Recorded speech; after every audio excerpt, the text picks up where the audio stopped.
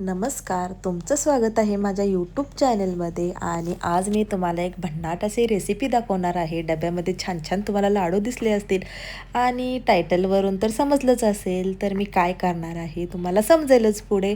तर डब्यामध्ये आधी मी रवा काढून घेतला, कारण तोच रवा आपल्याला वापरायचा आहे. छान असा चाळून नीट करून आणि घाण वगैरे काय आहे का चेक करूनच मी रवा घेतलेला आहे. त्यानंतर मी कढई ठेवली गॅसवर आणि त्याच्यामध्ये टाकलेलं आहे तूप. भरपूर असं तूप वापरायचं आहे आपल्याला, कारण आपण बनवणार आहे रव्याचे लाडू. आणि ते पण कसे बनवणार आहे, तर बिना पाकाचे. त्यामुळे आपल्याला त्याच्यामध्ये तूप भरपूर लागणार आहे. आपण पाक करून लाडू बनवणार नाही आहोत, तर आपण बिना पाकाचे बनवणार आहेत. त्यामुळे आपल्याला ओलसरपणा येण्यासाठी काय करायचं आहे, तूप तर भरपूर वापरायचं आहे. तर आधी मी काय करणार आहे, हा रवा मी छान असा तुपामध्ये चांगला भाजून घेणार आहे. तुम्ही थोडा थोडा करून जरी भाजून घेतला तरी चालेल, कारण भाजणं गरजेचं आहे चांगला. आता आपण आधी रवा छान असा भाजून घेऊयात.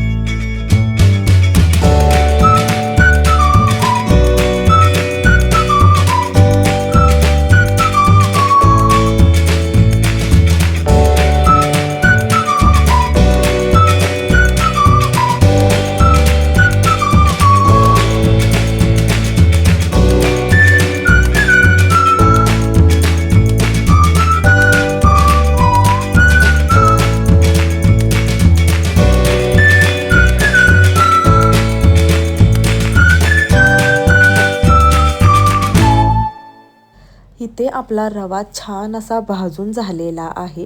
तुम्हाला एका मिक्सरच्या भांड्यामध्ये साखर दिसली असेल, तर ती साखर काय करायची, आपल्याला त्याची पिठी करून घ्यायची आहे. म्हणजे बारीक साखर करायची आहे. आपण पाक करणार नाही आहे, तर आपल्याला काय करायचं आहे, जी आपली नॉर्मल साखर असते ती मिक्सरवरून बारीक काढून घ्यायची आहे. आणि भाजलेल्या रव्यामध्ये आपल्याला डायरेक्टली ॲड करायची आहे. आणि 1 ते 2 मिनटं आपल्याला छान असं परतवून परत घ्यायचं आहे. तुम्हाला याच्यात वाटलं तर अजून तुम्ही तूपही घालू शकता, म्हणजे की त्याला असा ओलसरपणा येईल. आणि थोडंसं गरम असतं त्यावेळी आपण साखर टाकणार आहोत, त्यामुळं तर ओलसरपणा येतोच. तर आता आपण हे परत छान असं एकसारखं करून घेऊयात. त्यानंतर आपल्याला काय करायचं आहे, तर हा भाजलेला रवा आणि मिक्स केलेली साखर आहे ना, रवा आणि साखर मिक्स केलेली आहे ना, ती काय करायची आहे, आपल्याला थोडीशी गार करून घ्यायची आहे, थंड करून घ्यायची आहे. म्हणजे आहे या कढईतून आपल्याला थोडं प्लेटमध्ये वगैरे काढून आपल्याला थंड करायला ठेवायचे आहे. तर चला आपण आता याला थंड करून घेऊयात.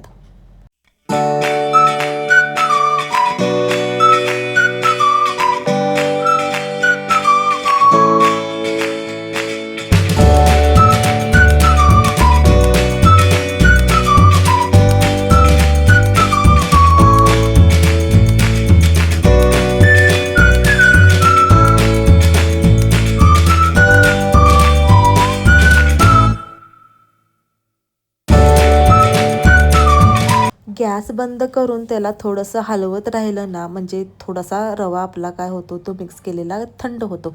एकदम थंड करायचा नाही, पण आपल्याला मिक्सरवरून काढायचा आहे, त्यामुळे थोडंसं तर थंड केलाच पाहिजे. तर आता हे हे आपण मिश्रण तयार केलेलं आहे ते आता मी एका मिक्सरच्या भांड्यामध्ये काढून घेते. थोडं थोडं करून मी आता हे मिक्सरवर बारीक करून घेणार आहे आणि एकदम बारीक करून घ्यायचं आहे आपल्याला. तुम्हाला दिसेलच मी कितपत बारीक केलेलं आहे ते. तर आधी आपण हे मिक्सरच्या भांड्यामधलं बारीक केलेलं आपण मिश्रण बघायचं आहे.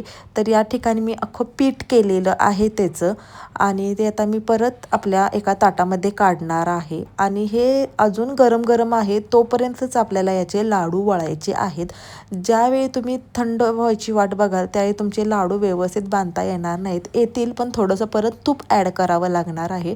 तर आता मी एक भांडं मिक्सरचं बारीक करून काढलेलं आहे. त्याचे मी आता पटकन असे लाडू बांधून घेणार आहे. तुम्ही बघालच जास्त आपल्याला गरम गरम आहे तोपर्यंतच लाडू बांधायचे आहेत. हाताला थोडे चटके बसत आहेत पण दोन्ही हातापेक्षा एका हातानेच चांगला लाडू बांधायला येत होता. पण मी दोन्ही हातानेच ट्राय केलेला आहे कारण तुम्हाला दाखवायचं आहे म्हणून.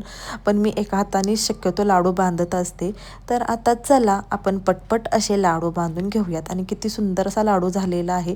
अजिबात तुटत नाही, फुटत नाही आणि एकदम खुसखुशीत खायला खूप सुंदर असा हा लाडू लागतो.